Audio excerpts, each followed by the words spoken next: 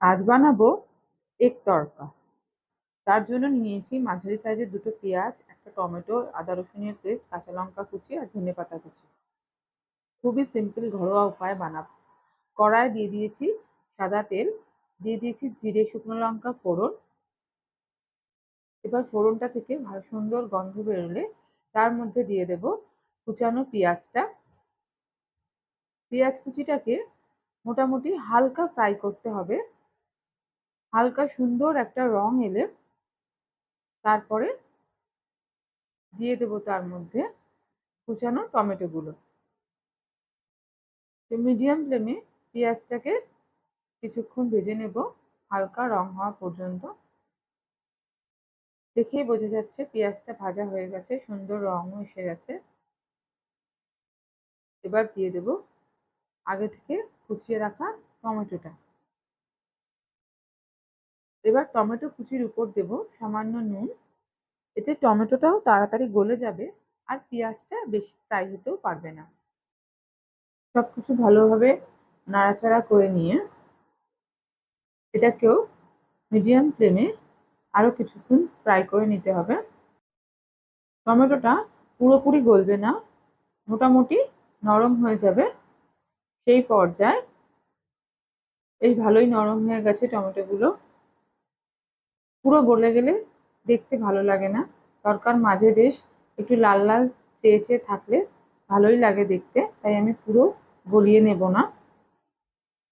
এবার এর মধ্যে দিয়ে দেব আদা রসুনের পেস্টটা।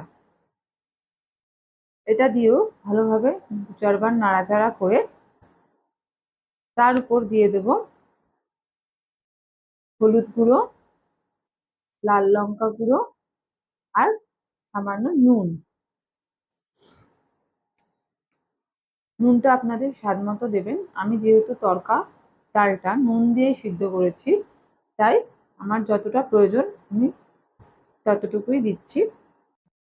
এবার সবকিছু ভালোভাবে নাড়াচাড়া করে নিয়ে এর মধ্যে দিয়ে দেব কুচানো লঙ্কাগুলো। আমার বাড়িতে খুব বেশি ঝাল খায় না বলে আমি এখানে আর ঝাল লাল ইউজ করিনি। এখানে আমি 4খানা লঙ্কা কুচিয়ে নিয়েছিলাম, এটাই আমাদের জন্য যথেষ্ট। বেশি ঝাল হলে আবার মুশকিল হবে। সবকিছু ভালোভাবে নাড়াচাড়া করে আবার 1 থেকে 2 মিনিট ফ্রাই করে নিতে হবে। মোটামুটি কিছুক্ষণ ফ্রাই করে নেওয়ার পর দিয়ে দিলাম সামান্য চিনি। এইবার বেশ ভাজা ভাজা হয়ে গেছে মশলাটা, কাঁচা গন্ধটা চলে গেছে আদা রসুনের। দিয়ে দিলাম সামান্য জল। জল দিয়ে এবার 2 থেকে 3 মিনিট মশলাটাকে কষিয়ে নেব মিডিয়াম ফ্লেমে। মশলা দিয়ে তেল ছেড়ে গেছে কিন্তু এখনো জল আছে, তাই জন্য আরো কিছুক্ষণ কষিয়ে নিতে হবে। এবার ভালোই তেল ছেড়ে গেছে উপরে, দেখতেই পাচ্ছেন। আর জলও নেই তলায়, মশলাটা কড়াইতে লেগে যাচ্ছে, মানে কষানো খুব ভালো হয়ে গেছে। এই পর্যায়ে দিয়ে দেব আগে থেকে সিদ্ধ করে রাখা তরকার ডালটা। আমি শুধুমাত্র নুন দিয়ে ডালটা সিদ্ধ করে রেখেছিলাম। এই যে দেখুন কি সুন্দর সিদ্ধ হয়েছে, না শক্ত আছে না একদম গলে মানে একদম পুরো ফেটে কাদা হয়ে যায়নি। এরকম সিদ্ধই আমাদের বেশ ভালো লাগে। পুরো গলে একদম কাদা হয়ে গেলে মোটেই খেতে ভালো লাগে না, ফ্যান ফ্যান মতো লাগে। ভালোভাবে মিলিয়ে নিয়ে আমি এবার এটাকে একটু নামিয়ে রাখবো। আমি ডিমটা ফ্রাই করতে ভুলে গেছিলাম, তাই কড়াইতে এই যে নামিয়ে রেখেছি। তাই কড়াইতে দিয়ে দেব সামান্য তেল। আর দুটো ডিমকে আমি ফেটিয়ে নিয়ে ডিমের ভুর্জিটা করে নিয়ে তার মধ্যে আবার আমাদের অর্ধেক রান্না হয়ে যাওয়া তরকাটা মিলিয়ে দেবো। এই ডিমটা আমি প্রতিবার আগেই ফ্রাই করে রাখি, কিন্তু এবারে ভুলেই গেছি একদম। এবার ডিমটার উপর দিয়ে দেবো সামান্য নুন। বেশ ভালো ভাজা ভাজা হয়ে গেলে ডিমটা তার মধ্যেই অ্যাড করতে হবে আমাদের তরকাটা। আপনারা অবশ্যই এটা আগেই করে রাখবেন। আমিও প্রতিবার তাই করি, কিন্তু এবার কি করে ভুলে গেলাম জানি না। এবার অ্যাড করে দিচ্ছি নামিয়ে রাখা তরকার ডালটা। ডিমের সাথে ভালোভাবে মিলিয়ে নিয়ে তরকার ডালটাকে, তারপরে উপর থেকে আমাকে আরো কিছুটা হলুদ গুঁড়ো আর কাশ্মীরি লাল লঙ্কা অ্যাড করতে হবে, কারণ রংটা এখনো সেরকম আসেনি।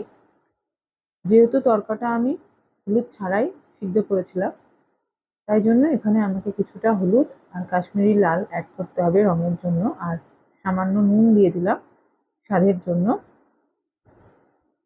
এবার সবকিছু ভালোভাবে নাড়াচাড়া করে 2 থেকে 3 মিনিট মিডিয়াম ফ্লেমে এটাকে ফুটতে দিতে হবে। ডাল জাতীয় জিনিসগুলো যত ভালো ফুটবে তত তার স্বাদ বাড়ে। মা বলে, ডাল সঙ্গরায় জাল আর টক সঙ্গরায় ঢাল। দেখেছেন সুন্দর উপরে তেল ছেড়ে এসছে, আর রংটাও কি সুন্দর এসছে তরকার। এটা আরো কিছুক্ষণ আমি ফ্রাই করব, কারণ আমাদের একটু শুকনো শুকনো তরকা খেতেই পছন্দ করে। এবার দেখেই মনে হচ্ছে যে সুন্দর ঘন হয়ে এসছে তরকাটা। তার উপর দিয়ে দিলাম কিছুটা রোস্ট করে রাখা কাসুরি মেথি। আবারও কাসুরি মেথি দিয়ে ভালোভাবে নাড়াচাড়া করে 30 থেকে 40 সেকেন্ড রান্না করে নেব। উপরে বেশ সুন্দর আবার তেল ছেড়ে আসবে।